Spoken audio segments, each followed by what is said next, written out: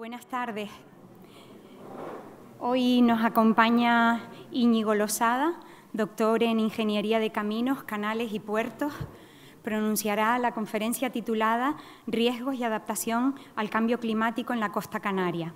Su intervención se incluye en nuestro espacio de reflexión Fronteras y Direcciones del Progreso, en el que ya han participado, entre otros, Ramón Margalef, Marc Aullet, Fernando Sabater, Gloria Poyatos, Daniel Inerarity o Susan George.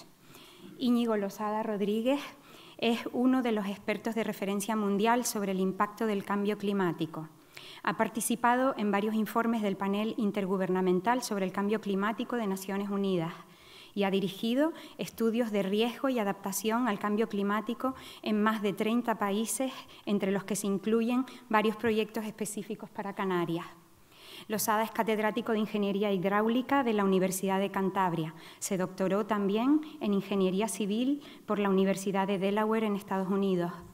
Es cofundador del Instituto de Hidráulica Ambiental de la Universidad de Cantabria, en el que ejerce como director de investigación. Su ámbito de estudio está centrado en la ingeniería de costas, el cambio climático y la energía offshore. Ha recibido numerosas distinciones y premios nacionales e internacionales en reconocimiento a su calidad profesional. Durante su intervención, Losada expondrá cómo la información científica de los últimos años demuestra que el océano, y particularmente la costa, están experimentando cambios e impactos inducidos por eventos extremos y otras alteraciones de origen climático.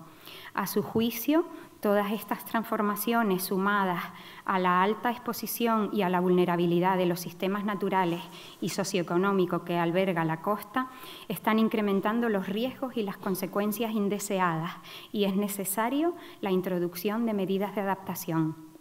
Íñigo Losada presentará una evaluación de riesgos asociados al clima y diferentes estrategias que pueden implantarse en nuestras costas y también en otras costas nacionales e internacionales.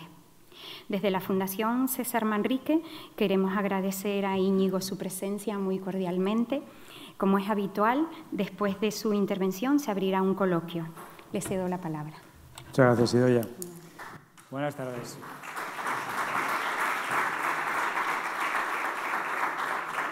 Buenas tardes. Bueno, aparte de dar las gracias a Idoia por la presentación, que no se ha dejado absolutamente nada, quería dar las gracias a la Fundación por invitarme. Es ya la segunda vez que estoy aquí y es un placer siempre, y además me gusta tener esta ocasión porque la última vez estuve en el año 2019 y muchas cosas han cambiado desde el año 2019. Entonces, un poco lo que quería contarles hoy es un poco este esquema que tienen aquí, ¿no? Primero voy a hablar en general sobre unas ideas preliminares, más que nada para que estemos todos en la misma página, para que hablemos de lo mismo. Idoia ha usado un conjunto de palabras que estamos acostumbrados a oír: riesgo, exposición, vulnerabilidad, pero cada uno probablemente tenga un concepto diferente. Y lo que me gustaría es que cuando hablásemos en general de las mismas ideas. Luego voy a hablar de esto de la adaptación. ¿Qué es esto de la adaptación de la que tanto hablamos? Estamos muy acostumbrados a hablar de descarbonización, mitigación, pero quizás la idea de adaptación nos queda un poco más lejana. Y lo que quisiera también es que, antes de que entremos a hablar directamente de la adaptación en la costa, entendamos todos lo que es el concepto de adaptación.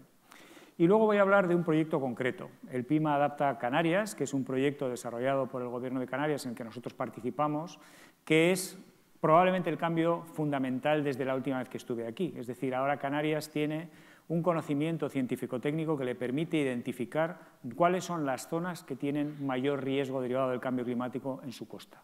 Y eso es el primer paso para poder entrar en lo que llamamos el ciclo de la adaptación, como vamos a ver más adelante. Y ese será el tema que voy a tocar después. ¿Qué fases tiene la adaptación? ¿Cómo elegimos una estrategia? ¿Cómo elegimos las medidas que podemos implementar? ¿Cuándo debemos de hacerlo? Y luego voy a hablar de un caso muy concreto, que es otro proyecto en el que también participamos, que también es del Gobierno de Canarias, que es el caso de Garachico. El caso de Garachico, que nosotros un poco lo tenemos como un ejemplo de cómo núcleos urbanos en zonas insulares, como es el caso de Canarias, deben de tener un tipo de adaptación probablemente diferente al que se puede considerar en la península o en otras zonas, ¿no? Y luego, al final, unas conclusiones.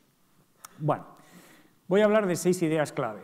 6 ideas clave que, bueno, algunas se va a prolongar más que otras, pero que son ideas sencillas. Primero, la costa como sistema, el concepto de riesgo, como he dicho antes, para que todos lo entendamos igual, lo que es la peligrosidad, qué sabemos de qué ha pasado hasta ahora con el nivel del mar, con las olas, con la marea meteorológica, etcétera.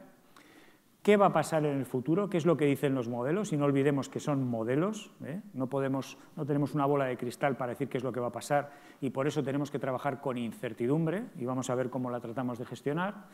Luego vamos a hablar de otros dos elementos de riesgo que ha citado antes Idoia, exposición y vulnerabilidad, para ver algo de impactos y hablar un poco de las soluciones, qué soluciones podemos tener, ¿no? Bueno, esto es una cuestión de perogrullo, pero la visión que tenemos que tener de la costa es sistémica. No podemos entender la costa como una playa, como un núcleo urbano, como un sistema dunar, no. La costa está totalmente interconectada y esa es una de las cuestiones fundamentales. La costa no entiende ni de límite municipal ni de competencias. La costa es un sistema que está totalmente integrado y donde tenemos un sistema natural, donde tenemos acantilados, tenemos dunas, tenemos playas, tenemos estuarios, tenemos marismas y un desarrollo socioeconómico brutal en muchas zonas. Y una parte muy importante de nuestro PIB, igual que el de Canarias, en general, no solo el de España, sino el Canarias en particular, está muy vinculado a la costa. Y eso es importante, porque al final lo que significa es que estoy acumulando elementos expuestos, estoy acumulando vulnerabilidad en esa zona y, por tanto, la probabilidad de tener grandes riesgos en esa zona es mayor, ¿no? Y luego tiene otra singularidad, y es que está en la interfaz entre el mar y la tierra. Por tanto, desde el punto de vista climático, tiene todo lo peor, porque le llega el aumento del nivel medio del mar, el incremento de la temperatura del agua, las corrientes, la marea meteorológica, el viento, pero por otro lado también le llega la precipitación, la escorrentía, el incremento de la temperatura atmosférica y al final estamos en una interfaz donde hay muchos elementos que pueden conducir al riesgo, ¿no? Bueno, y esto es un poco lo que todos sabemos, ¿no? En la costa concentramos pues, desde sistemas naturales que nos dan unos servicios impresionantes, pero también grandes infraestructuras que son esenciales para nosotros, como pueden ser los puertos, como puede ser una central térmica, pero también tenemos pesquerías, tenemos turismo. Es decir, al final es una zona donde estamos viendo además que cada vez hay mayor exposición y vulnerabilidad. Si nos fijamos un poco en un mapa de dónde están creciendo las ciudades, sobre todo, por ejemplo, en Latinoamérica o en Asia, donde están creciendo son las que hay en las ciudades. Y las proyecciones nos hablan de que en muy pocos años vamos a tener numerosas ciudades con más de 25 millones de habitantes en las zonas costeras de Asia y de Latinoamérica. Y eso evidentemente es, ya con la idea que estaba comentando antes, un incremento de exposición y de vulnerabilidad, ¿no? Entonces voy a hablar del concepto de riesgo. Y este concepto de riesgo, que yo cuando enseño este dibujo mucha gente me dice, oh, parecen las orejas de Mickey Mouse, ¿no? Y con las orejas de Mickey Mouse se ha quedado el pobre gráfico, pero básicamente lo que muestra es que los riesgos, debido a un impacto concreto, tiene tres componentes: la peligrosidad, la exposición y la vulnerabilidad. Si pensamos en el concepto de riesgo que tenemos, por ejemplo, riesgo de cruzar una calle, no es lo mismo cruzar una calle por la que no pasa nadie porque es peatonal, no hay peligrosidad, que cruzar una calle donde pasa alguien en bicicleta, que cruzar una calle por donde pasan coches o por donde pasan camiones. Bueno, el tráfico en este caso es lo que llamamos la peligrosidad. Es el aumento del nivel medio del mar, el incremento de la temperatura, es el incremento o el cambio en el tiempo, en las olas, ¿de acuerdo? Entonces, eso es fundamentalmente lo que conocemos como peligrosidad. Luego tenemos dos elementos, la exposición y la vulnerabilidad. ¿Qué es la exposición? No es lo mismo cruzar una calle que tiene 5 metros que cruzar una autovía que tiene 4 carriles. ¿Por qué? Porque voy a tardar mucho más en cruzar, voy a estar más tiempo expuesto, va a ser más fácil que me atropellen. Entonces, eso es la exposición. ¿Y qué es lo que pasa en la costa? Si hay un montón de población, si hay un montón de activos, si hay un montón de ecosistemas que nos prestan servicios, hay una exposición muy alta. Cuanto más construimos en la costa, más exposición hay. Luego, si se incrementa la peligrosidad, hay más riesgo. Si se incrementa la exposición, hay más riesgo. Luego, ¿esto qué significa? Ya es muy evidente. Es decir, si yo construyo más y más y más en la costa, aunque no suba el nivel del mar, estoy incrementando el nivel de riesgo. Es decir, no solo es el clima, también es la exposición. Y luego hay otro elemento que es la vulnerabilidad. Y vuelvo al mismo ejemplo de antes. Si yo tengo que cruzar una calle que tiene 3 metros de anchura por donde solo pasan bicicletas, no es lo mismo que me atropelle un coche o que me atropelle una bicicleta a mí, que soy un atleta que mido 1,80 y muy fuerte, que si soy un anciano enfermo con 90 años. Es decir, que una vez que sufres el impacto y has sido expuesto, hay un factor que se llama vulnerabilidad que también incide sobre el riesgo. Es decir, las consecuencias sobre una persona mayor de ser atropellado por una bicicleta no es la misma que las de una persona joven, deportista, que es atropellada por la misma bicicleta a la misma velocidad. Luego, ¿eso qué significa? Significa que en función de cómo construya, que en función de cuáles sean los elementos de reducción de riesgo, como por ejemplo tener seguro o no tener seguro, o en función del estado de salud que tenga un ecosistema determinado, su vulnerabilidad puede ser mayor o menor. Es decir, una vez que estoy expuesto, puedo ser más o menos vulnerable. ¿Y qué es lo que dice este esquema? Pues básicamente lo que dice es, si aumento la peligrosidad, si aumenta el nivel medio del mar, más riesgo; si aumento la exposición, más riesgo; y una vez que tengo peligrosidad y exposición, si soy más vulnerable, más riesgo. Entonces, ¿dónde vamos a trabajar cuando hable del espacio de soluciones? En reducir la peligrosidad, en reducir la exposición y en reducir la vulnerabilidad. Y cada uno tiene elementos totalmente distintos, ¿no? Bueno, esto sería un poco el mismo esquema que acabo de contar, pero aplicado a la costa. Por un lado tengo lo que he llamado peligrosidad, que es el clima, la variabilidad natural. No todo es cambio climático antropogénico, hay variabilidad natural. Ahora estamos pasando o va a venir un evento del Niño importante, eso es variabilidad natural, ¿de acuerdo? Pero luego también hay un cambio climático antropogénico, el que nosotros estamos generando con las emisiones.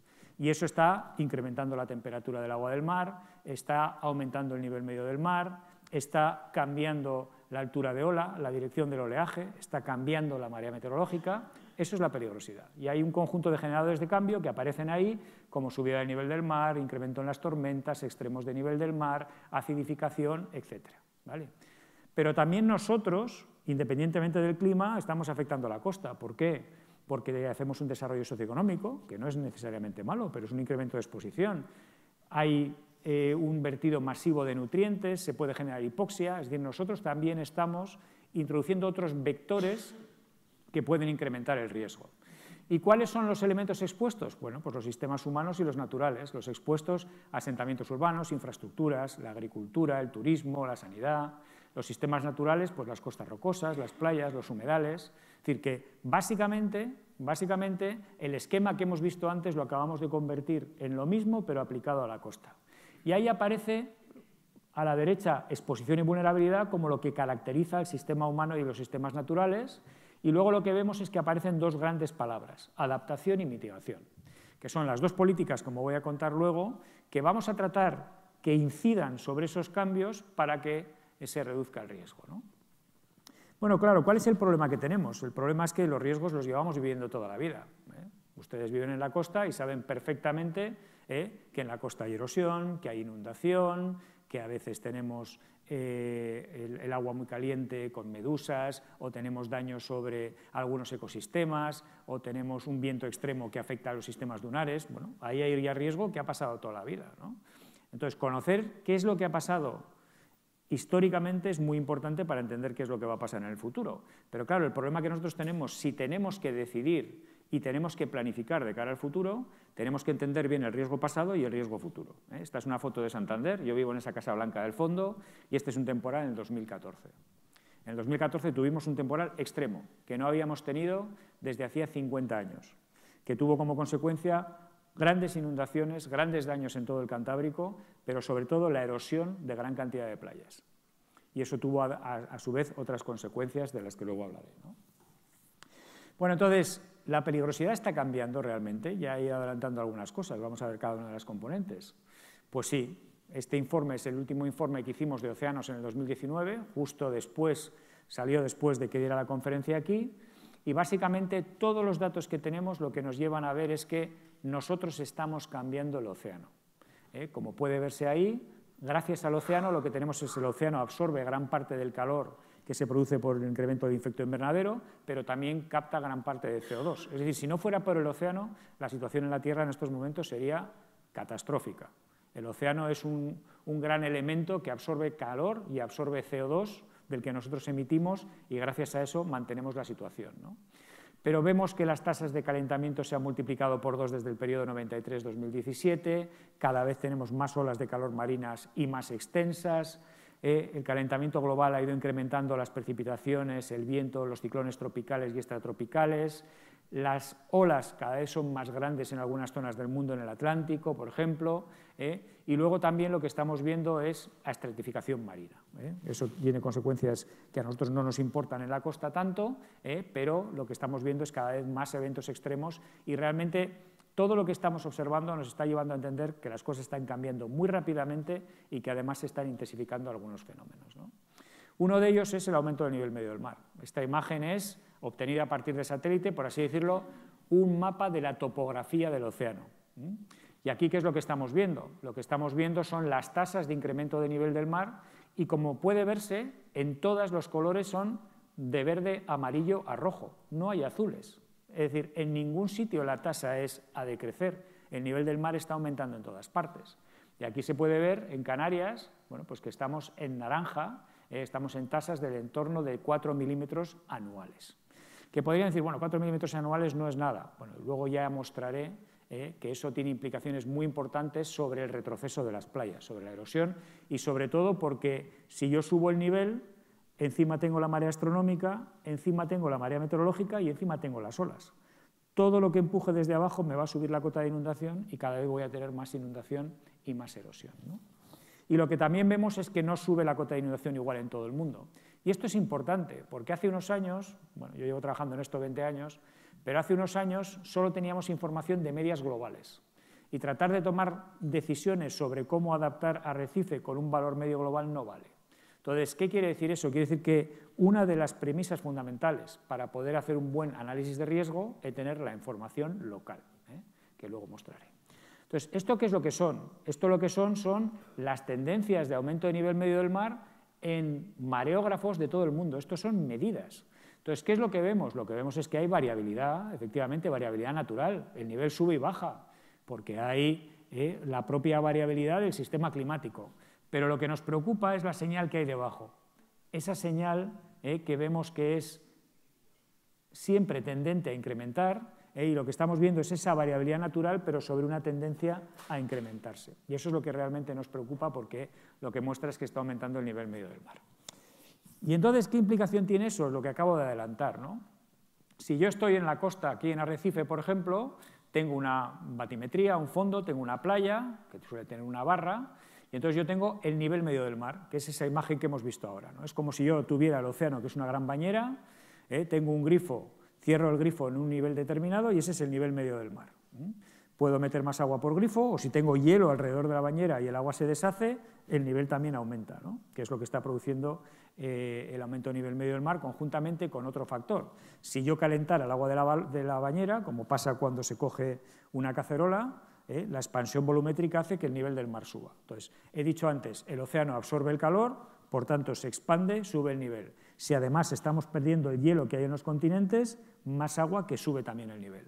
Bueno, pues este es el nivel de aquí abajo, el rojo, ¿vale? Luego tengo el sistema Tierra-Luna-Sol, que genera las mareas. La marea astronómica no está afectada por el cambio climático, porque nada tiene que ver con el clima, pero también sube el nivel, ¿no? Tengo pleamares y bajamares. Sobre eso que tengo que el viento y la presión atmosférica también cambian el nivel. Solo hay que pensar cuando tenemos un huracán, ¿no? Cuando hay un huracán, ¿qué es lo que pasa? El viento sopla sobre la superficie del mar, arrastra el agua contra la costa y sube el nivel. ¿Aquí en Canarias son importantes las mareas meteorológicas? No, pero si miramos el Mediterráneo, que es un mar cerrado de poca profundidad, la capacidad que tiene el viento de arrastrar la lámina del agua contra la costa es muy elevada y allí pueden tener mareas meteorológicas de hasta 1 metro o 1,2 metros. O otro caso también que les sonará, el Aqua Alta en Venecia. El Aqua Alta en Venecia es el producto de que Venecia está en un fondo de saco, cuando el viento sopla en dirección a Venecia, arrastra la lámina del agua en la laguna y sube el nivel. ¿Hasta cuándo? Pues han tenido acualtas de hasta 2,3 metros. Pues imagínense que aquí en Arrecife ahora de repente tenemos de forma sostenida durante 2 días o durante 6 o 8 horas 2 metros de agua más. Y sobre eso encima además tengo las olas, porque las olas se propagan por el nivel de más arriba. Entonces, ¿qué es lo que pasa cuando llega todo eso a la costa? Pues que se define una cosa que es esta barra negra que aparece aquí, que es lo que llamamos la cota de inundación. Entonces, ¿qué es lo que pasa con la cota de inundación? Si la cota de inundación es grande, inundo mucho, siempre y cuando dependerá de la topografía que tenga en tierra. Si yo tengo un muro, por mucho que suba la cota de inundación, no va a haber inundación. Si tengo un acantilado, por mucho que suba la cota de inundación, no va a pasar nada. Pero si tengo una zona baja o tengo una playa, evidentemente, en función de cuál sea la cota de inundación, puedo tener más o menos inundación. Pero claro, luego aparte hay otro problema, y es que nosotros hemos diseñado nuestros paseos marítimos, o hemos diseñado nuestras estructuras de protección a una cota determinada. que está basado en dónde estaba la cota de inundación históricamente. Si por aumento de nivel medio del mar la cota de inundación sube, ¿qué voy a tener? Más inundación. Bueno, pues la cota de inundación no solo induce inundación, sino que esta acción conjunta del aumento de nivel medio del mar con el oleaje, la marea meteorológica y demás, también induce erosión de la costa. Y esos son los dos problemas fundamentales que tiene la costa canaria, como voy a mostrar, ¿vale? Hay otro problema, que aquí no es tan importante, pero sí es muy importante en otras zonas del mundo, y es que, he dicho antes, la inundación dependerá de cuál sea la cota de la topografía. Si el nivel del mar está aumentando y la cota se mantiene en una determinada, tengo más inundación. Ya, pero ¿qué es lo que pasa si además el terreno se está hundiendo? Si se produce un fenómeno que se llama subsidencia. Bueno, pues entonces el diferencial de cota de inundación será todavía mayor y habrá más inundación. ¿Eso por qué pasa? Pasa por razones naturales. Este es el delta del Ebro. ¿Qué pasa con el delta del Ebro? Llega el sedimento por el Ebro, se deposita en el delta y eso es un peso que se va consolidando y el delta del Ebro se va hundiendo. Pero también puede pasar por excesiva construcción. Trabajamos en muchas ciudades, sobre todo en el sudeste asiático, que han construido tanto en zonas no bien consolidadas que se está hundiendo el terreno, a tasas muy superiores al aumento de nivel medio del mar. Un caso singular es el caso de Shanghái, por ejemplo, donde la ciudad ha llegado a hundirse hasta 12 metros en los últimos 120 años. Pero eso no es solo por el peso, es porque si yo extraigo el agua o extraigo el gas de la zona que hay aquí, ese terreno se compacta, se hunde y entonces eso también contribuye al final a que tengamos más inundación. ¿Qué quiero decir con esto? Quiero decir que cuando analizamos riesgos en la costa no solo debemos de pensar en el clima, sino que hay otros factores donde nosotros podemos incidir que también tienen una repercusión importante sobre el resultado final. Bueno, todo esto es pasado, pero ¿qué pasa en el futuro? Pues eso, que no tenemos una bola de cristal. Entonces, ¿qué es lo que hacemos? Generamos escenarios. Cuando no sabemos qué es lo que va a pasar, decimos, bueno, ¿y si hago esto? ¿Y si hago lo otro? ¿Y si hago? Bueno, pues ese y si hago son lo que llamamos escenarios. ¿Y en qué están basados esos escenarios? En esto que aparece aquí, que probablemente no pueden leer. Pero básicamente hay un conjunto de centros en el mundo y de investigadores que lo que hacen es desarrollan futuros posibles, futuros socioeconómicos, futuros de percepción y de forma de afrontar la sociedad en el futuro, la sostenibilidad, más o menos sostenible, menos o más industrialización. En función de eso, lo que se asocia a eso son las emisiones. Y lo que tenemos son mundos con diferentes emisiones que modifican el sistema climático. Entonces, aquí, ¿qué es lo que tenemos? Tenemos un código que pone SSP 1.9 hasta el SSP 8.5, que lo que representan son esos escenarios que están descritos aquí, ¿vale? Entonces, el SSP 1.9 no es más que el Acuerdo de París. Es pensar que no vamos a superar el 1,5 grados antes de fin de siglo. Poco probable. Estamos en 1,2, poco probable. ¿De acuerdo? El resto de escenarios, ¿a qué van? A peor. 1,8, 2,7, 3,6, 4,4. Pero insisto en lo que decía antes del nivel medio del mar. Esta es la temperatura media global. Eso quiere decir que en un escenario que la temperatura media global se ha incrementado en 4,4, significa que habrá zonas del mundo donde se ha incrementado en 8 o 9 grados. ¿De acuerdo? Porque la variabilidad geográfica es muy grande y la respuesta del sistema climático depende mucho de dónde estemos, ¿no? Entonces, con esto construimos diferentes futuros. Con esos futuros de sociedades futuras tenemos emisiones futuras, con emisiones futuras generamos climas futuros. Y aquí no hablo de proyecciones, de probabilidades, porque no tengo ni idea de cuál va a ser más probable. Hablamos de lo que se llaman proyecciones, porque están basadas en escenarios. Me imagino cómo va a ser el futuro, ¿no? Y esto es un poco lo que contaba, ¿no? Este es el 2015, este es el 2100, este es el mundo ideal, estos son toneladas de dióxido de carbono, gigatoneladas de dióxido de carbono en la atmósfera. El futuro, ¿qué es lo que pretende? Que lleguemos a reducir considerablemente de aquí a final de siglo, pero en 2050 ya conseguir una gran reducción. ¿Dónde estamos hoy? Hoy estamos en esta trayectoria. ¿Dónde querríamos llegar? A la de abajo. ¿Qué queremos evitar a toda costa? Las que tenemos arriba. ¿Por qué? Porque sabemos que con las de arriba podemos llegar a que muchos de nuestros sistemas, sobre todo naturales, lleguen a situaciones irreversibles. Y que lleguemos a alcanzar límites de adaptación en muchos de nuestros sistemas que no podamos abordar, ¿no? Bueno, ¿con eso qué es lo que hacemos? Vemos cómo cambia la temperatura en el mundo, cómo cambia la precipitación, cómo cambia el nivel del mar, cómo cambian las olas. Es decir, generamos, aparte de lo que son cambios de temperatura y demás, todas las variables que nos interesan, ¿no? Y solo les llamo la atención sobre la tabla de arriba para que vean, ¿no? El 2,6, 4,5, 8,5 son esos que hablábamos antes, 4,5 es en el que estamos ahora, 8,5 es el caso peor que podemos imaginar, y aquí a la derecha lo que tenemos es cómo para diferentes periodos climáticos, porque el clima no es la meteorología es lo que va a pasar en unas horas o lo que va a pasar mañana, el clima de Arrecife es lo que se obtiene de la media de los últimos 30 años, esa es la diferencia, y por eso aquí vemos que hay rangos de 20 a 30 años aproximadamente, y entonces lo que tenemos son 3 números. ¿Qué es lo que dicen estos números? Pues lo que nos dicen es el valor menor que esperamos de subida de nivel del mar, el mayor y el valor medio. Es decir, tratamos de ver cuál es la incertidumbre detrás de lo que estamos analizando. ¿Cuál es el único mensaje que quiero mandar aquí? Bueno, pues que básicamente, si vamos a escenarios de grandes emisiones, tenemos 2 problemas importantes.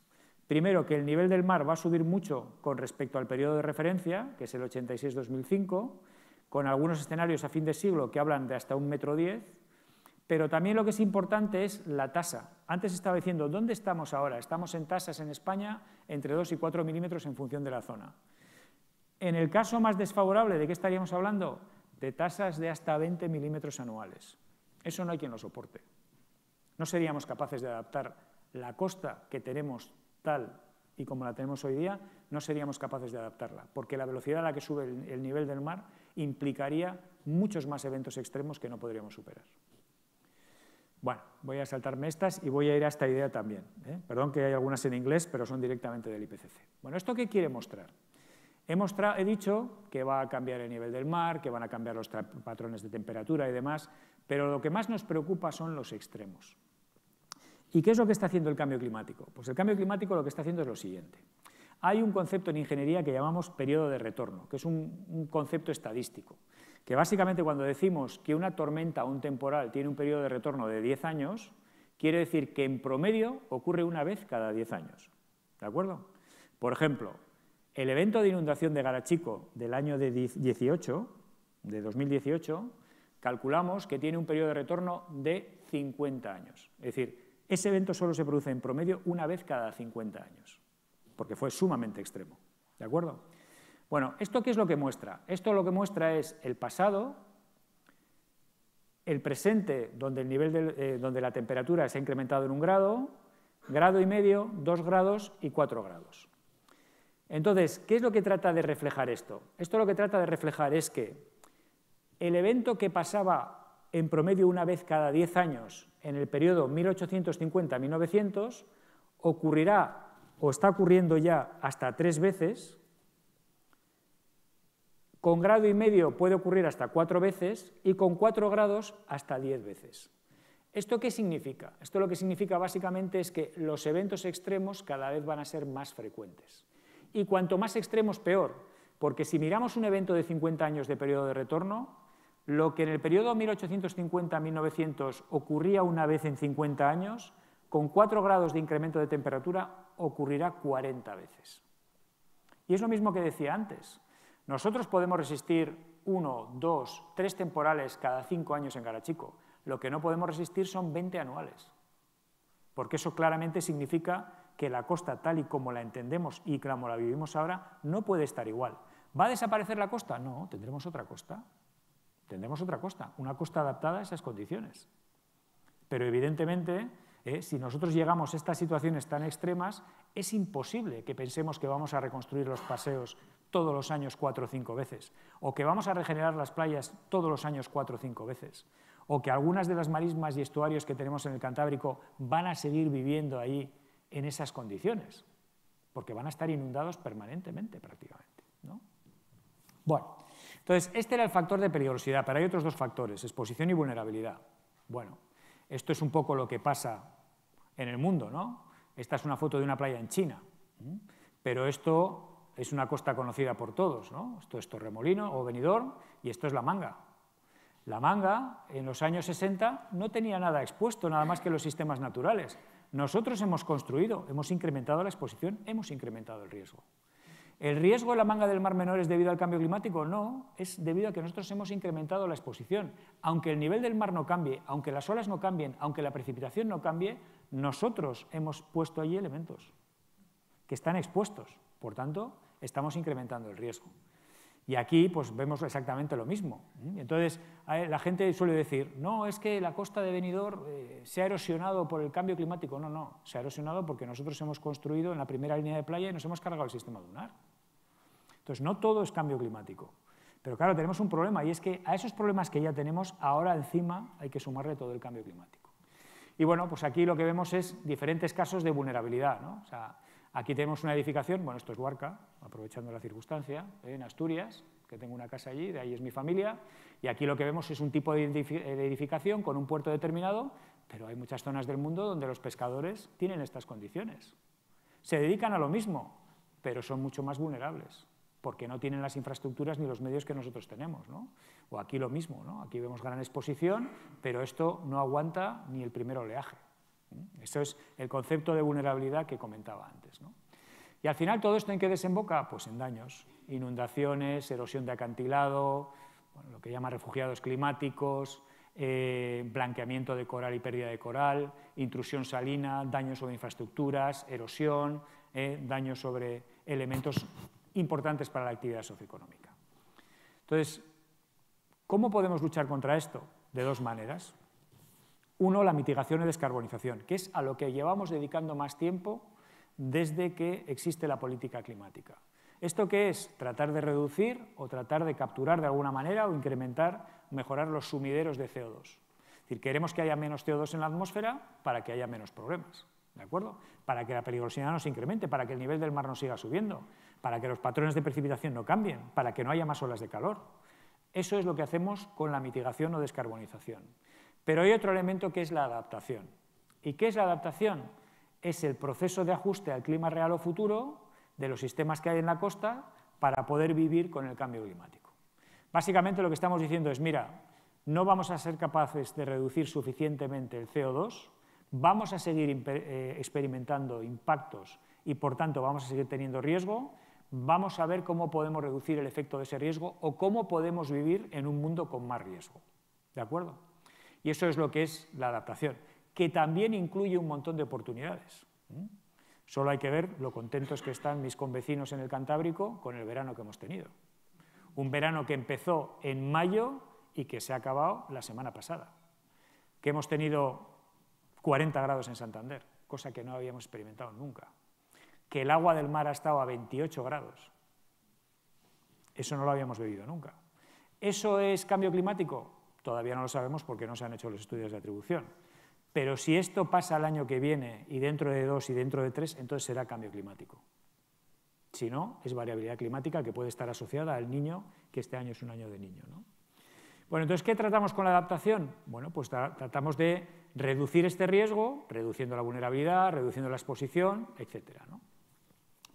Entonces, ¿cómo implementamos la adaptación? Bueno, pues la adaptación tiene un conjunto de elementos, de ciclos, igual que tiene hablamos de la descarbonización y sabemos todos un poco de qué va la descarbonización, eficiencia energética, vehículo eléctrico, reducción de emisiones industriales, etcétera, etcétera. Bueno, pues en la adaptación hay algo un poco lo mismo. ¿Cuál es el problema de la adaptación? Lo que decía antes.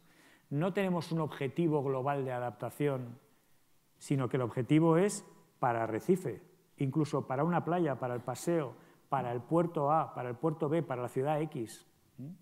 Entonces, es algo muy local, ¿no? Hay una fase preparatoria donde fijamos unos objetivos, dónde vamos a aplicar la adaptación, luego hacemos un análisis de riesgo, identificamos estrategias y medidas de adaptación, evaluamos esas medidas, hacemos simulaciones de qué es lo que pasaría en el riesgo si las implementamos y a partir de ahí elaboramos un plan que luego se implementa como proyectos, ¿no?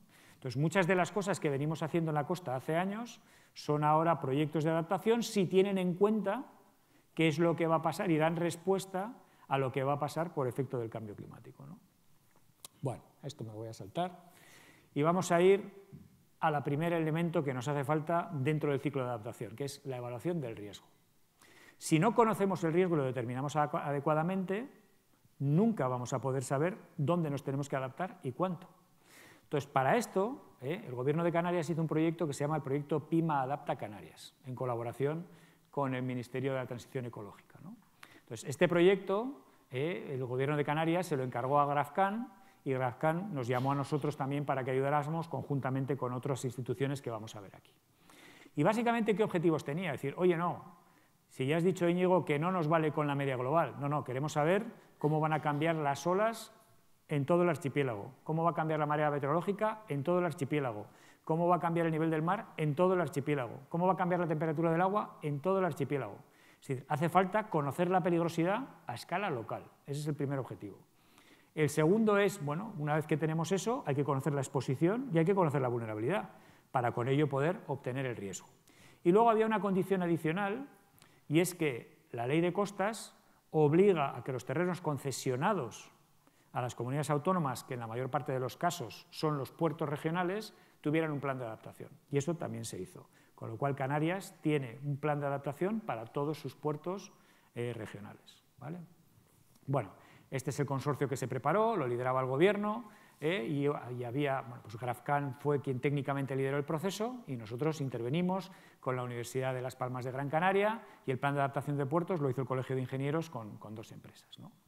Claro, aquí ¿cuál es el primer problema? Hay que caracterizar bien la exposición. Entonces GrafCan hizo un grandísimo trabajo tratando de determinar los modelos topobatimétricos de islas e islotes, definirlos adecuadamente.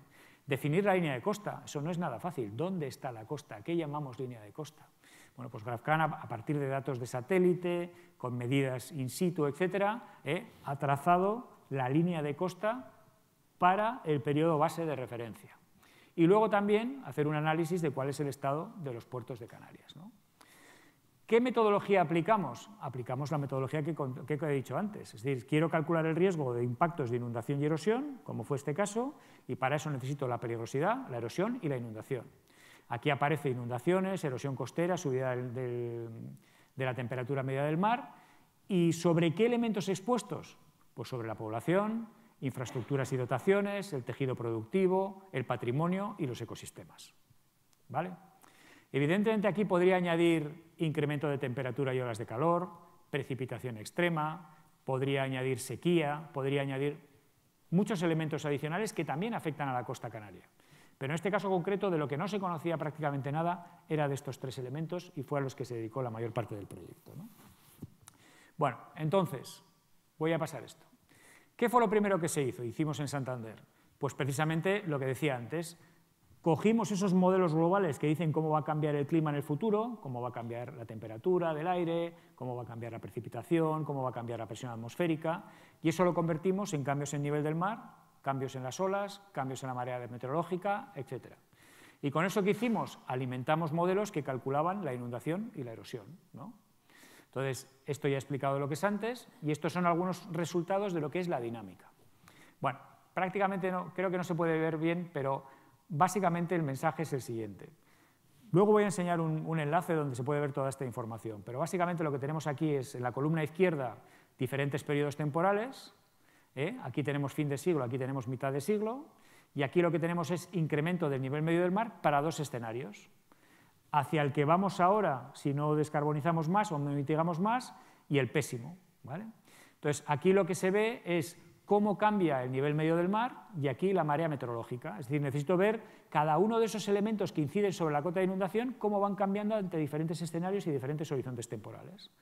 Y esto, por ejemplo, lo que muestra es en un punto enfrente de la isla de Palma, cómo se proyecta que vaya a cambiar el nivel del mar para 2 escenarios distintos, ¿no? Entonces aquí vemos que del año 2010 al 2100 pues vemos incrementos que van, en el caso pésimo, hasta 90 centímetros de aumento del nivel medio del mar. Y insisto, son 90 centímetros, sobre el cual luego tengo la marea astronómica, la marea meteorológica y las olas. Luego, por poco que aumente el nivel medio del mar, eso va a tener implicaciones sobre la erosión y la inundación automáticamente, ¿no? Estos son los cambios en las olas, estos son los cambios en las cotas de inundación para eventos extremos, y esto está calculado con muchísima resolución. Es decir, ahora prácticamente cada 200 metros de la costa canaria tenemos esta información. Y esto es muy importante, porque no solo nos sirve para analizar riesgos, sino para diseñar las soluciones, ¿no? ¿Y con esto qué obtuvimos? Pues obtuvimos mapas de inundación. Y estos mapas de inundación, he cogido los de Arrecife, lamentablemente este centro se inunda en algunos escenarios y algunas, pero supongo que lo arreglaremos para que no haya ningún problema, ¿no? Pero básicamente aquí lo que estamos viendo, ¿qué es? Lo que estamos viendo son diferentes escenarios. Este escenario lo que es son los mapas de inundación para diferentes percentiles de aumento de nivel medio del mar. Dentro de un mismo escenario y de un mismo horizonte, como tenemos incertidumbre porque trabajamos con varios modelos, miramos percentiles bajos y percentiles altos. Y aquí claramente se ve que los percentiles más altos son los que inundan toda esta zona de aquí, que no es inundada para los percentiles bajos. O miramos eventos extremos. ¿Qué es lo que pasa si tenemos un evento extremo de 5 años, 50, 100 años de periodo de retorno? Bueno, pues vemos cuáles son las zonas inundadas. Esto es la peligrosidad a partir de los impactos de inundación. Bueno, pues podemos hacer lo mismo para la erosión. ¿Por qué se erosionan las playas? Bueno, se erosionan por dos razones fundamentalmente. Primero se erosionan, si yo cojo una playa y le pego un corte transversal, como si fuera un queso, tengo un perfil. Si el nivel del mar aumenta, la playa lo que hace es retrocede. Y la arena que hay aquí arriba baja aquí abajo. Ese es el efecto del aumento del nivel medio del mar. Y ese retroceso es permanente, nunca se recupera. Pero ustedes saben bien, si van a la playa, aquí menos porque tienen un tipo de playas muy especiales, que la playa en verano y en invierno no está igual. Y no está igual porque la playa responde a la energía que tiene el oleaje. Y responde al sistema de corrientes. Luego quiere decir que si yo cambio el sistema de corrientes, también puedo llevar arena de una zona u otra, erosionando una zona y acumulando en otra. O en función del oleaje que tenga, pues también puedo tener erosión, ¿no? Bueno, este sería un poco el efecto del nivel medio del mar. Esto es lo que llamamos el retroceso permanente. Es la diferencia entre antes y después. Este retroceso que se ha producido, que ahora es donde está la playa, es por aumento de nivel medio del mar y no es recuperable. Bueno, pues por cada centímetro de aumento de nivel medio del mar, la playa retrocede 1 metro. Entonces, claro, si estamos hablando de fin de siglo, 90 centímetros de aumento de nivel medio del mar, la playa ya estructuralmente va a retroceder 90 metros. Y además es que encima de eso va a haber marea meteorológica y va a haber olas. Con lo cual, ¿cuál es uno de los mayores riesgos que tiene Canarias y que dice el estudio? La pérdida de playas, a no ser que hagamos algo. ¿Y por qué es malo perder las playas? Por dos razones. Primero, porque evidentemente tienen un uso recreativo y son muy importantes para el turismo canario, pero dos, porque si no hay playa, las olas no rompen, y si no rompen las olas, hay más inundación. Luego, no olviden que las playas también nos protegen, son como diques. Porque si voy a la playa, lo primero que me fijo es que las olas se están rompiendo. Luego, la playa es un elemento de disipación de energía del oleaje y, por tanto, están evitando que tengamos inundación, ¿vale?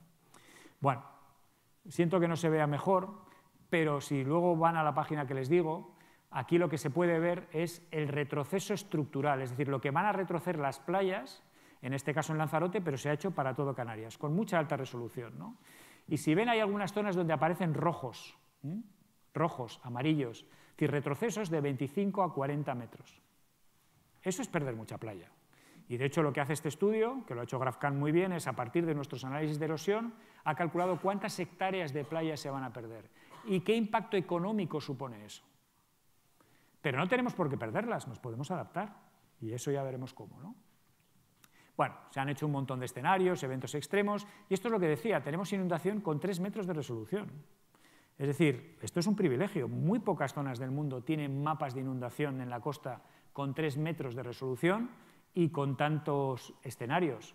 Pero es que el modelo de erosión también tiene resoluciones entre 50 y 300 metros.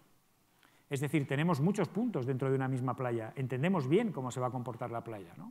Y también lo mismo, nuestros colegas de Canarias, de la Universidad de Las Palmas, han hecho un análisis de los cambios en la temperatura del mar y las implicaciones que puede tener sobre pesquerías y sobre muchos ecosistemas que viven en la costa, ¿no? Bueno, ¿qué es lo que luego hizo GrafCan con toda esta información? Pues básicamente lo que cogió es, dijo, bueno, ¿en qué nos vamos a centrar? Nos vamos a centrar en efectos sobre población, infraestructuras y equipamientos, donde aparece residencial, sanitario y asistencial, educativo, deportivo, científico-tecnológico, emergencias. Es decir, realmente han pasado revista a todas las infraestructuras de importancia para nuestro sistema socioeconómico. Y lo que tratan de ver es solapar esa peligrosidad con exposición y vulnerabilidad para realmente calcular el riesgo, ¿no? Lo mismo para los sectores productivos, el sector primario, el sector secundario. Porque, claro, uno de los problemas que tiene el cambio climático es que hay más eventos extremos. Y los eventos extremos no solo producen daños sobre activos, sino que hacen que cese la actividad. Y hay actividades que por un evento extremo de estas características igual están 5, 7, 10, 15 días parados. Y ahí hay un lucro cesante que también se calcula a la hora de hacer el cálculo, ¿no? El patrimonio, aquí hay un patrimonio cultural único. Pues también se ha hecho un análisis muy importante sobre el patrimonio cultural, pero también sobre el patrimonio natural, porque hay muchos CECA, hay muchos leaks, que también era importante ver qué es lo que pasaba, ¿no? Bueno, esto es igual un poco demasiado técnico, pero esto es como calculamos la vulnerabilidad. Básicamente lo que decimos es, no es lo mismo el daño de 1 metro de inundación para una casa con cimentación que para una casa de madera sin cimentación como la que hemos visto antes. Y eso se representa a través de estas curvas, que en este eje horizontal tienen cota de inundación y en el eje vertical porcentaje de daño.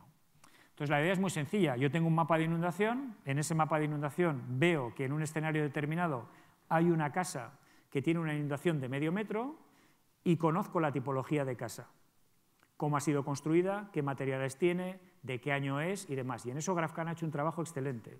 Y lo que ha hecho es asignado curvas de estas a cada tipología de activo. De tal manera que una vez que tiene la mancha, entra en la curva y dice daño 20%. Y como tiene la valoración del catastro, si la casa vale 1 millón de euros, pues un 20% de daño supone 200.000 euros de daño. ¿De acuerdo? Para hacer un símil muy simple, ¿vale? Pero eso es básicamente el trabajo. ¿Y qué quiero decir con esto? Lo que quiero decir es que el trabajo ha sido enorme, sobre todo por parte de GrafCAN, porque ha ido casa por casa, manzana por manzana, activo por activo, carretera por carretera. Y ahora hay una evaluación económica y una evaluación sobre los sistemas naturales y sobre las infraestructuras muy importante, ¿no? Bueno, claro, hay tanta información que luego uno de los problemas que tenemos con todo esto es la comunicación.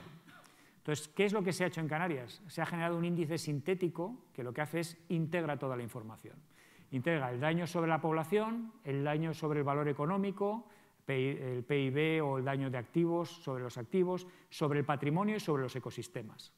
Y al final ha obtenido unos mapas como estos que lo que representan es, con un código de colores, en función de este índice sintético, dónde se producen los mayores riesgos en Canarias, en la costa canaria, en diferentes escenarios y en diferentes horizontes temporales.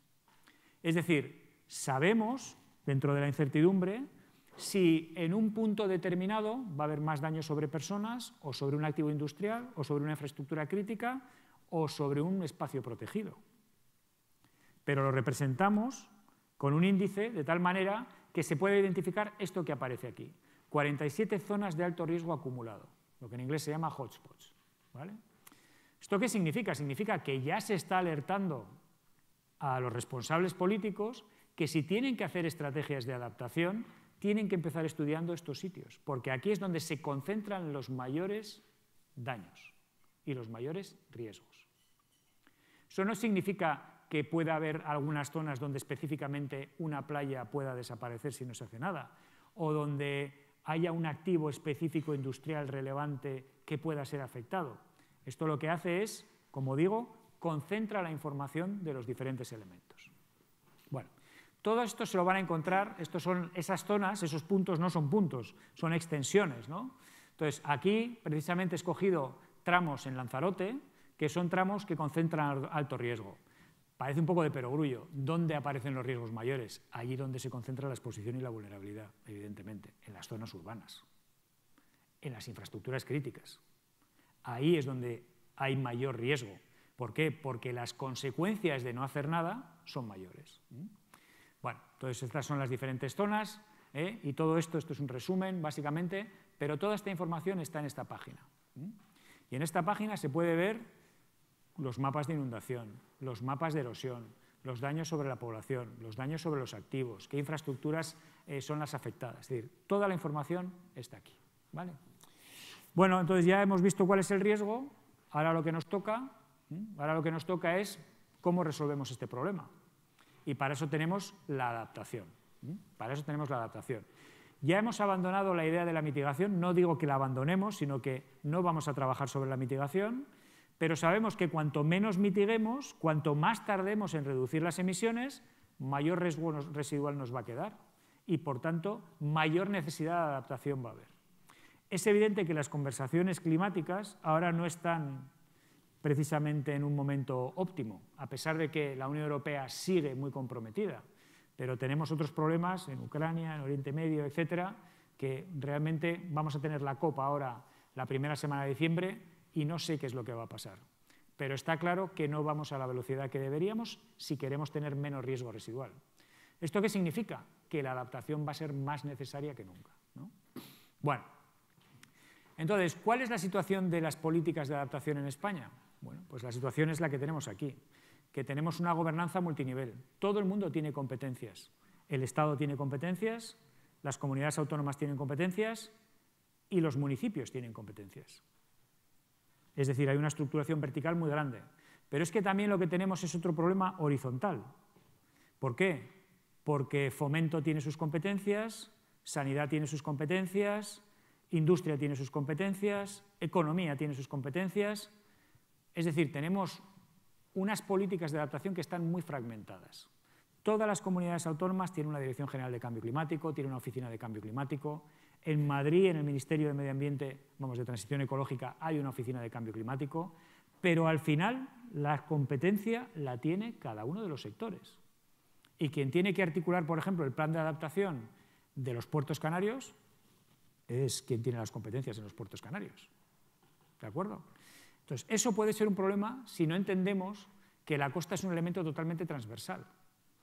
Que Madrid no puede adaptar la costa sin contar con Canarias y que Canarias no puede adaptar la costa sin contar con Madrid. Y que ni Madrid ni Canarias pueden adaptar Garachico sin tener en cuenta lo que quiere el municipio. Luego, lo que necesitamos son instrumentos de coordinación importantes. Otro aspecto importante es lo que nos gastamos en adaptación.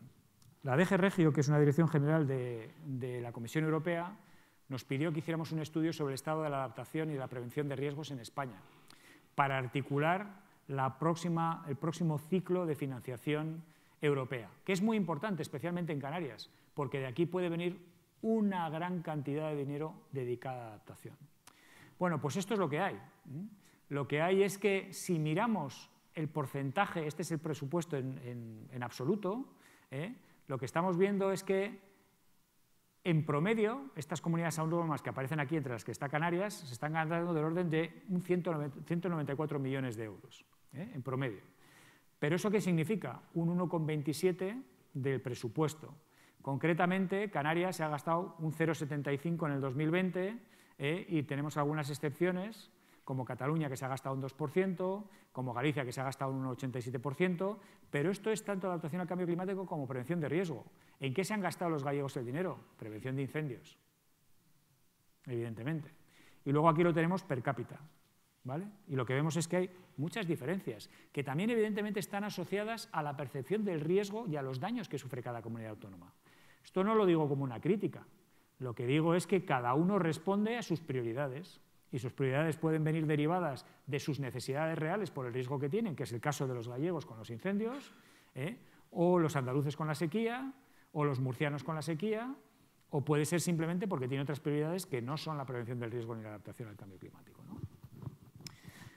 Una vez dicho esto, vamos a ver cómo nos podemos adaptar a todos los riesgos anteriores, inundación, erosión, etcétera, etcétera. Bueno, puedo tener una retirada planificada. Cuando me retiro, ¿qué hago? Reduzco la exposición y la vulnerabilidad. La costa se va a seguir inundando, pero no hay exposición y vulnerabilidad, por tanto no hay riesgo. La acomodación, este gráfico es bastante representativo, ¿no? Yo me voy a inundar, pero me puedo inundar, porque tengo unas condiciones que me permiten inundarme. Probablemente no con 3 metros, pero igual, tal y como me he estructurado porque tengo bombeo en el garaje, porque tengo unas barreras en el garaje, o porque tengo un seguro mejor o tal, soy capaz de acomodarme. La otra es protegerme, es decir, no voy a dejar que me llegue el agua, ¿vale? Eso saben mucho los holandeses, claro, ellos viven debajo del nivel del mar, no les queda más remedio que protegerse, no tienen otra alternativa que no sea protegerse, la otra es retirarse y marcharse a Bélgica, ¿no? O marcharse a Alemania, no parece que encaje. Aunque eso sí se está planteando en las islas del Pacífico, que probablemente lo hayan oído ustedes, ¿no? Hay muchas islas que ya, por aumento del nivel medio del mar, pues prácticamente están desapareciendo y lo que están planteando es irse como refugiados climáticos a Nueva Zelanda o a Australia, ¿no? Bueno, y luego la otra opción que tenemos es el avance. Es decir, cuando me quiero proteger, una forma de protegerme también es avanzando, ¿no? Y esta estrategia la podemos ver en muchas zonas del mundo. Aquí vemos, esto no es una cuestión de cambio climático, evidentemente, esto es una acción comercial. Aquí, sin embargo, también lo que vemos es en Japón, cuando no hay espacio, pues no te queda más remedio que ocupar espacio para poder avanzar, ¿no? Y ahora se está hablando, por ejemplo, de una ampliación del aeropuerto de Barcelona ocupando parte del mar. Pero no son estos casos, aunque pongo aquí el ejemplo de los que me refiero. Me refiero, por ejemplo, a ciudades como Lima. Acabamos de acabar el plan de adaptación de Lima. Lima es una ciudad que acaba en un acantilado de 70 metros de altura. Y luego está el mar.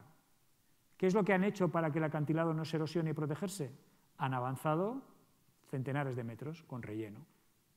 Ahí básicamente lo que están es protegiéndose a través del avance. Claro, ¿cuál es el problema que tiene? Que es un engañabobos, porque lo que han avanzado luego lo han ocupado, con lo cual es exposición y vulnerabilidad incrementada a riesgo otra vez. De hecho, la Panamericana pasa por allí. Entonces tampoco hay que dejarse engañar. Y es un debate que tenemos muchas veces, ¿no? Si el avance realmente es una reducción de riesgo o no lo es.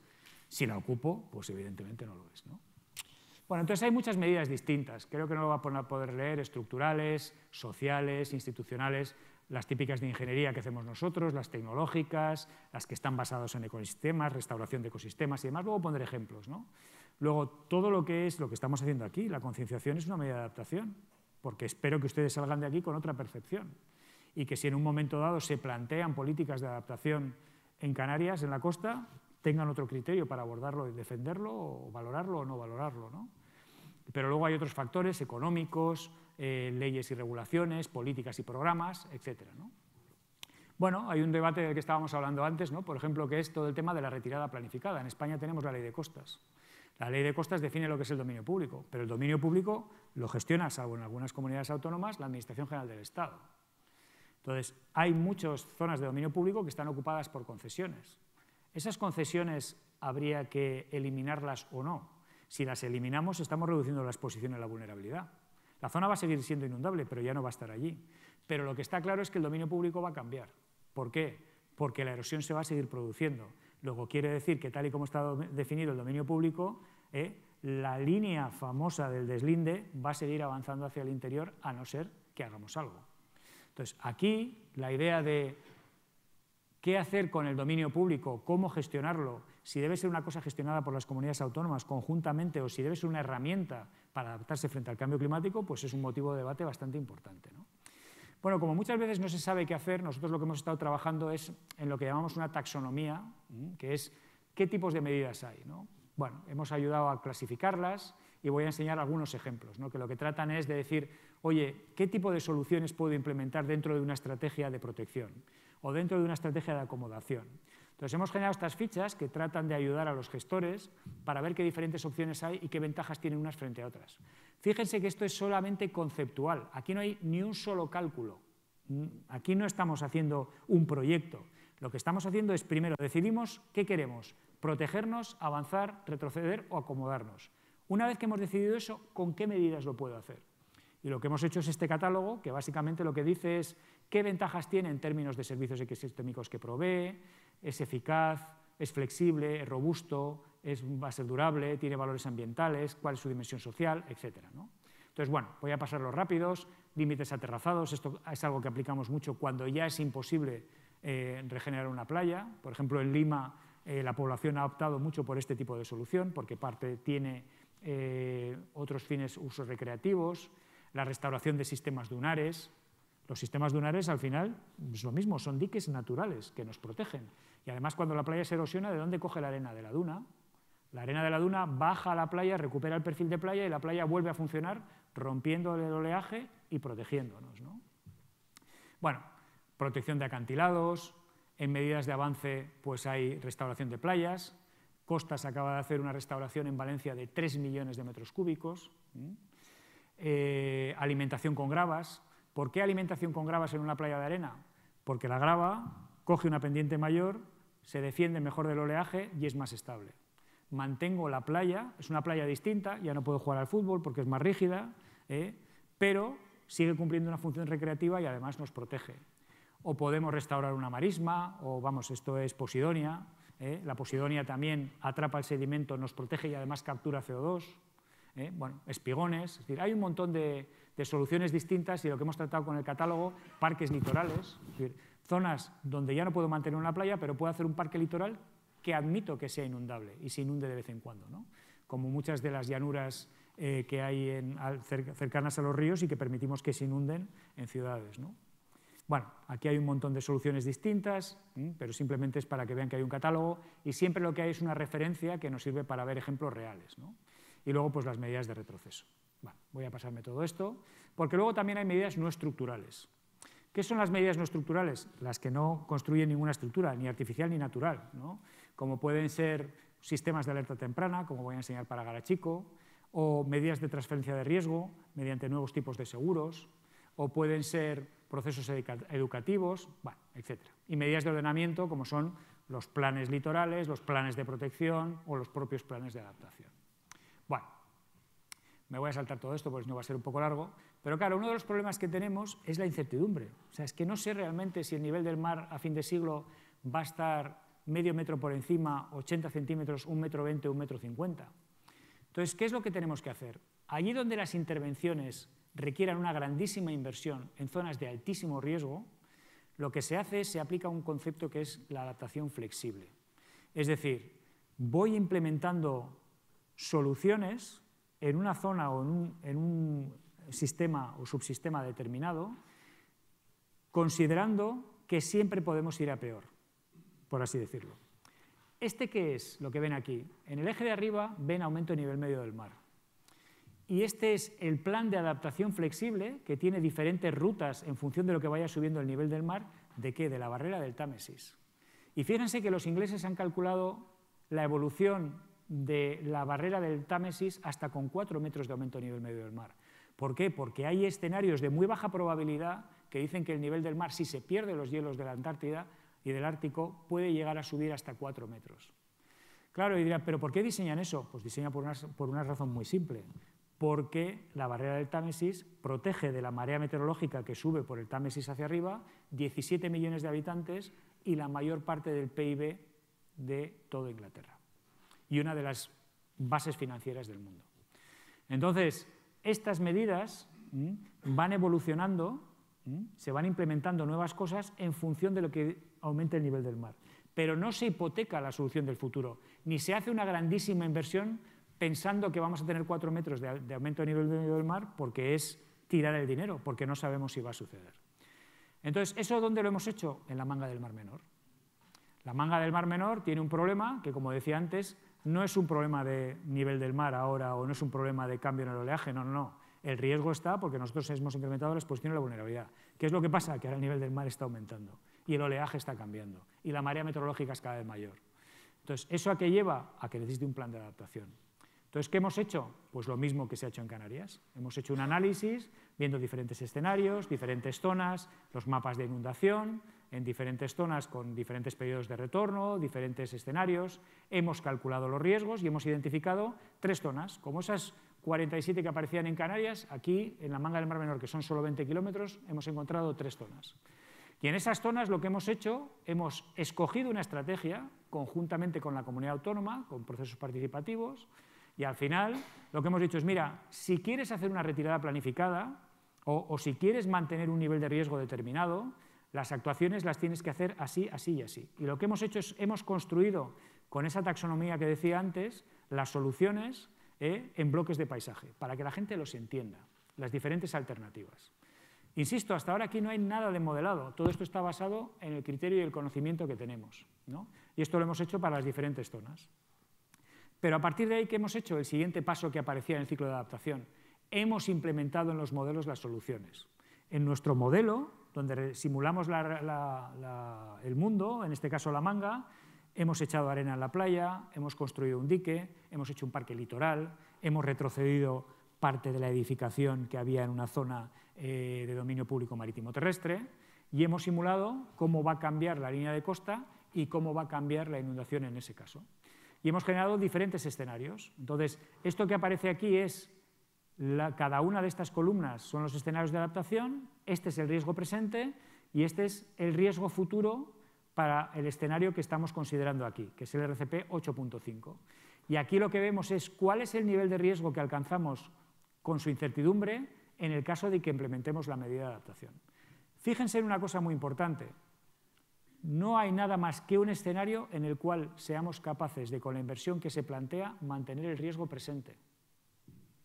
Es decir, la mayor parte de los escenarios que vamos a experimentar en España, y Canarias no es una excepción, va a ser muy difícil que podamos mantener en algunos escenarios el riesgo presente. En definitiva, mantener la costa tal y como la concebimos ahora. Tendremos que aprender a vivir con más riesgo, ¿no? Bueno, podemos hacer seguros. Hemos hecho, por ejemplo, un seguro para el arrecife mesoamericano. Cuando el arrecife mesoamericano sufre el efecto de un huracán, se destruye parte de la cresta. Al destruirse parte de la cresta, esto es como un dique sumergido. Las olas pasan por encima, erosionan la playa de Cancún, pierde activo recreativo, hay más inundación, se dañan los hoteles y las infraestructuras. Entonces, ¿qué hemos hecho? Con una reaseguradora internacional, Swiss Re, hemos creado un seguro que cada vez que hay un huracán, el seguro da dinero para restaurar el arrecife de coral. Recupera la cota, recupera la biodiversidad, zona de alevinaje, recreativo, es decir, hay muchos tipos de soluciones muy distintas, ¿no?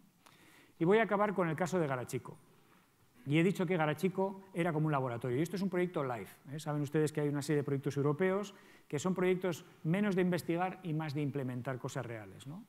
Entonces, este es un proyecto en el que ven que está el Gobierno de Canarias, está Grafcan, hay también portugueses, está la Universidad de La Laguna, hay empresas, está el Cabildo, etcétera, que básicamente tiene como objetivo utilizar Garachico como un caso piloto extrapolable luego a las islas, el resto de las Islas Canarias, pero también a Madeira. Bueno, entonces, aquí básicamente, bueno, este es un poco el equipo, un presupuesto de 2,5 millones del 2021 a 2026, y aquí la cuestión fundamental es, aquí no podemos pensar en que vamos a hacer que la ciudad retroceda, es que no hay espacio. Tampoco vamos a poder pensar en que la ciudad va a querer un muro a la cota más 15, porque pierden la visión del mar. Entonces, lo que se buscaba es, ¿somos capaces de implementar medidas que sean flexibles, evolucionen en el tiempo, que sean más bien microcirugía, e incluso considerando la posibilidad de que la población de Garachico admita vivir con más riesgo, admita inundarse más veces, pero siempre que eso sea una situación controlada, ¿vale? Entonces, bueno, supongo que la mayor parte de ustedes conocen Garachico, y Garachico no es más que el producto de esto que aparece aquí, ¿no? Y que hay tantos otros distintos a lo largo de las Islas Canarias. Bueno, aquí ven los vídeos, me imagino que habrán visto alguna de las inundaciones de Garachico, ¿no? Si no las han visto, pues van a ver lo que es esto, el Amazonas entrando en Garachico. ¿Por qué se produce esto en Garachico? Se produce básicamente porque cuando tenemos grandes oleajes, el oleaje genera una cosa que llamamos rebase, ese rebase genera una lámina de agua que llamamos run-up, y al final, pues bueno, lo que tenemos es tanta agua que luego el oleaje pasa por encima. ¿De acuerdo? ¿Y cuál es el problema que tiene Garachico? Pues el problema que tiene es que esto cada vez es más frecuente. O sea, es que estas son las calles de Garachico. Entonces, si el cambio climático nos dice, no, mira, esto en vez de pasar cada 5 años, va a pasar todos los años 3 veces, pues como que no, ¿no? O sea, de hecho ya hay hay una heladería muy famosa que básicamente lo que ha hecho ha sido blindar la heladería. Hay otros que han puesto barreras ellos mismos para tratar de protegerse. Es decir, la situación pues un poco es bastante crítica, ¿no? Bueno, y aquí hay un temporal que no es de noche, se ve mejor, el del 2014. Entonces, aquí vemos exactamente cuál es la sociedad. Aquí se ve que la cota está muy alta, pero aún así el oleaje y el setup generado por el oleaje suben tanto la cota que generan esa inundación por rebase. Entonces, ¿podemos blindar Garachico y construir un muro como si fuese Holanda? Bueno, primero, no sé si nos lo podemos permitir. Y segundo, no sé si alguien quiere vivir en Garachico como viven los holandeses, por debajo del nivel del mar, o sin ver el mar, ¿no? Entonces, bueno, aquí Voy a pasar un poco el vídeo. Estas son todo imágenes. ¿Y de qué estamos hablando? Pues pérdidas económicas de unos 800.000 euros anuales, el último temporal en el 2018, y las pérdidas económicas en la Macaronesia en la última década por este tipo de eventos han sido 250 millones de euros. Es decir, el tema es serio. Es decir, ya estamos hablando de daños que si cada vez van a ser más frecuentes es necesario actuar, ¿no? Entonces me voy a pasar esto y básicamente ¿qué es lo que tratamos? Disminuir la exposición y disminuir la vulnerabilidad. ¿Por qué? Porque nosotros, desde Garachico, desde el Gobierno canario, podremos poner nuestra parte de reducción de emisiones, pero la reducción de emisiones global no depende de nosotros. Que nosotros con nuestra reducción no vamos a cambiar el clima, a no ser que lo hagamos entre todos. Pero aquí sí que puedo reducir la exposición y puedo reducir la vulnerabilidad, ¿no? Y entonces, bueno, aquí una de las cosas que se ha hecho es trabajar un poco con los ciudadanos de Garachico preguntando, bueno, ¿seríais capaces de aceptar un mayor riesgo? Curiosamente, la gente joven y la gente muy mayor sí está dispuesta a aceptar más riesgo. La gente en edad intermedia no, porque probablemente tiene que ir a trabajar, no como los jóvenes y la gente mayor. Es decir, hay muchos factores que son también relevantes. Y no poder acceder a tu trabajo o que tu trabajo se vea dañado por este tipo de eventos es algo que no tiene mucha gracia, ¿no? Entonces se ha hecho un análisis de riesgo, también aquí muy detallado, manzana por manzana, casa por casa, con información del catastro y demás, y analizado los diferentes escenarios para diferentes periodos de retorno para entender qué es lo que está pasando, ¿no? Aquí se ha visto las zonas de inundación y Garachico en cierto sentido tiene suerte por una cosa, y es que la profundidad que hay en la parte frontal es reducida y las olas son tan grandes que rompen antes de inundar por completo. Claro, si el nivel del mar aumenta, ya no van a romper tanto. Luego, ¿cuál es la mayor amenaza de Garachico? La mayor amenaza de Garachico es que el nivel del mar suba y quepan olas más grandes que pasen por encima del muro. Ese es el riesgo mayor, ¿no?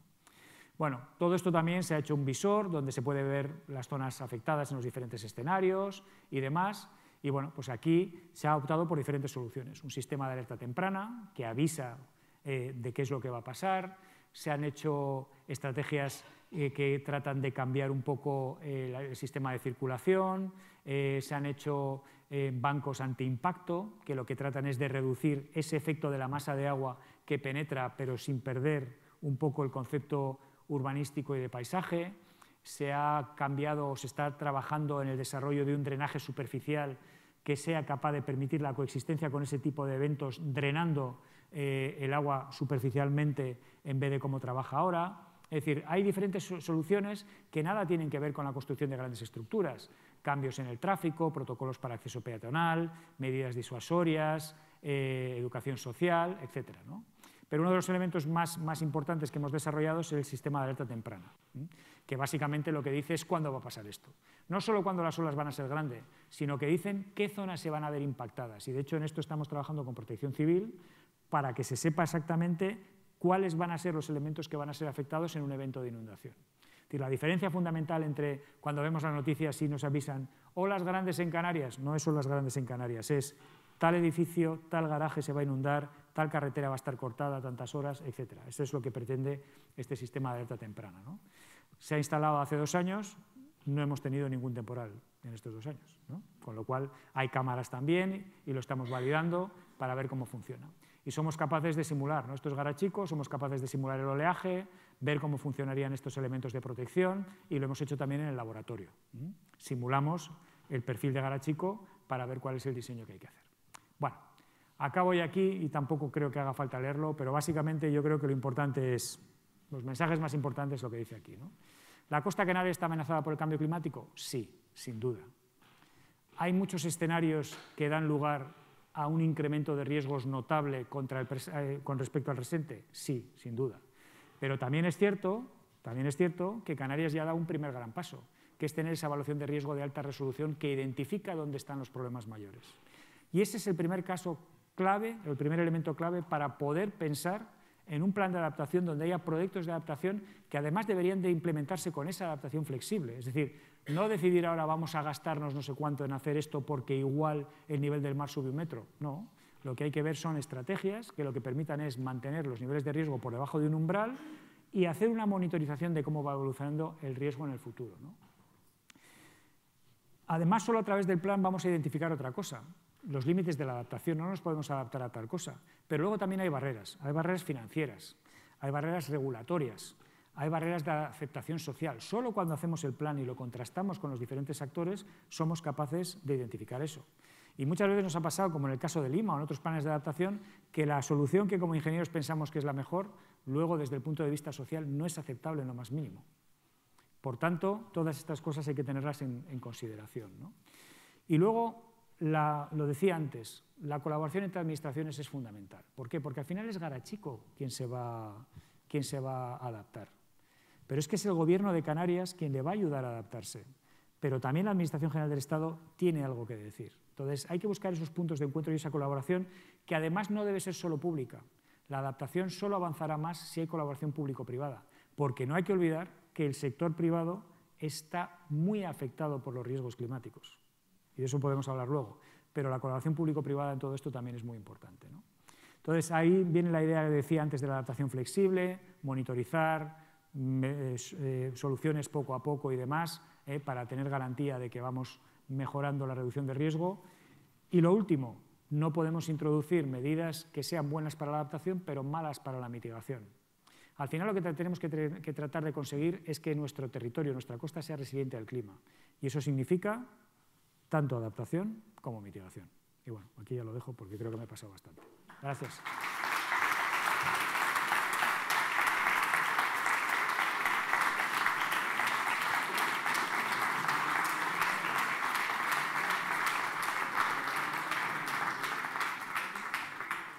Bueno, doy a Fernando, no sé cómo andamos de tiempo para preguntas. Preguntas, comentarios, discrepancias, que pueden ser muchas también. Todo se acepta. ¿Ya puedo hablar? Hola. ¿Cómo valora usted, que es experto, lo que se está haciendo a nivel mundial sobre este tema? A nivel de España, si todo esto que se habla de las reuniones y tal, hay mucha fachada y qué trabajo hay detrás en serio. Y a nivel de información, ¿nos están informando bien de esto o también la información lleva sus tendencias para colar lo que ellos quieren que se sepa más o menos qué es lo que verdaderamente es? Bueno, son muchas preguntas en una, ¿no? Pero bueno, la primera, ¿cuál es el estado general? Pues mira, me alegro de que me haga esa pregunta, que se suele decir, ¿no? Porque acabamos de publicar un informe en el que hemos analizado cuál es el estado de la adaptación en el mundo, globalmente. 17 personas que trabajamos en el mundo en este tema, hemos analizado 62 casos en todo el mundo y básicamente lo que hemos visto es que la adaptación en la costa está a mitad de camino. A mitad de camino. Hay mucho de análisis de riesgos, depende de los países, depende de si es una zona urbana muy importante o no, pero lo que es implementación y lo que es seguimiento y planificación de largo plazo, hay muy poco, muy poco. Es decir, en términos de adaptación, hay otros sectores que están más avanzados que lo que es meramente la costa, siendo la costa una zona de alto riesgo. ¿Qué se está haciendo en el mundo? Vamos a ver. Hasta ahora, a partir del Acuerdo de París, el esfuerzo fundamental en el Acuerdo de París es la primera vez que aparece la adaptación de forma significativa.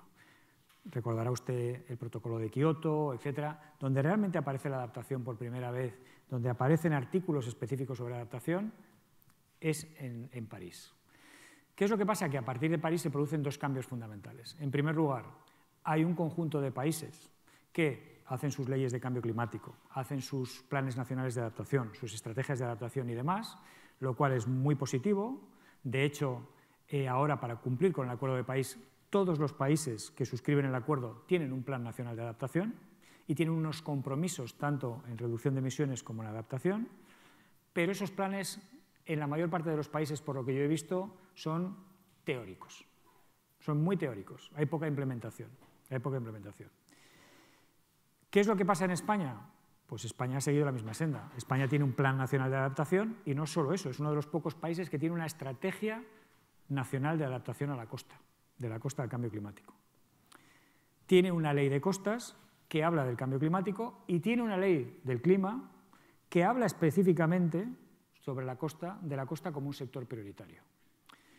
¿De ahí a qué es lo que está pasando? Bueno, pues ahí pasa lo que estábamos comentando antes, que hay una diversidad de competencias y una diversidad de aspectos relacionados con dónde hay que gastarse el dinero que hacen que la cosa sea compleja. La Dirección General de Costas está haciendo muchas actuaciones de planificación y está haciendo muchas implementaciones de soluciones. Pero, por ejemplo, ahora se acaba de terminar una regeneración de 3 millones de metros cúbicos en la zona de Valencia.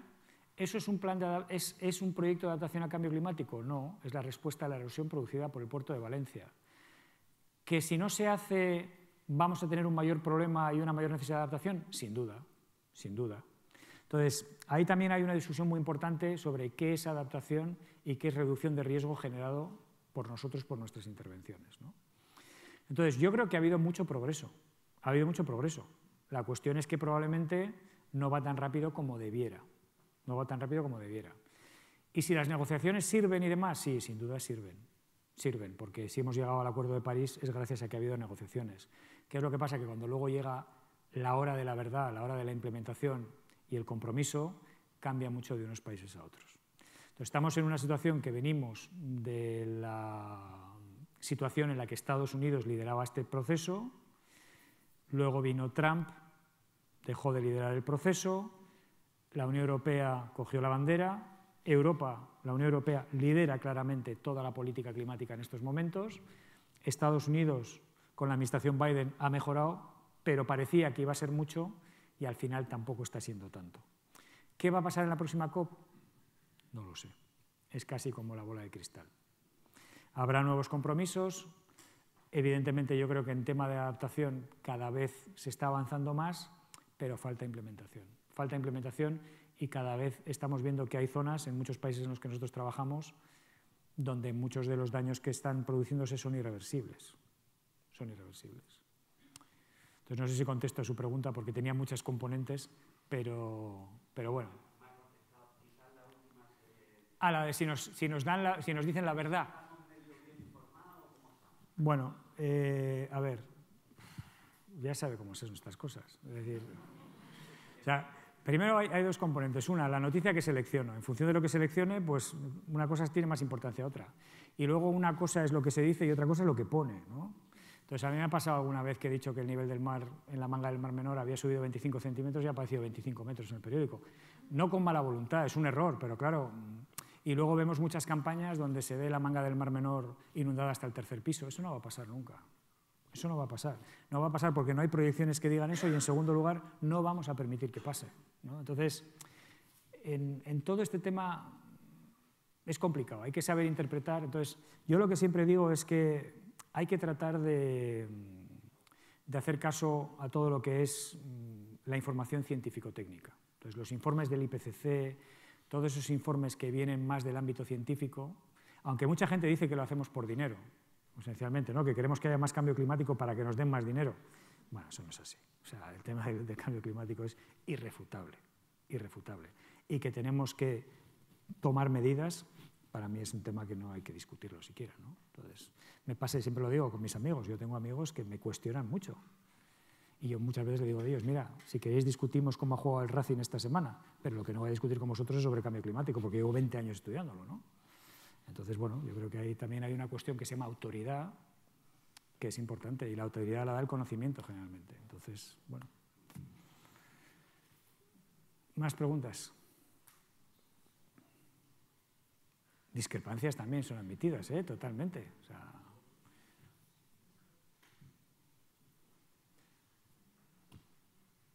esto no sé si es bueno o malo, pero yo creo que la paliza ha sido importante, pero bueno. Pues nada, si no hay más preguntas, muchísimas gracias.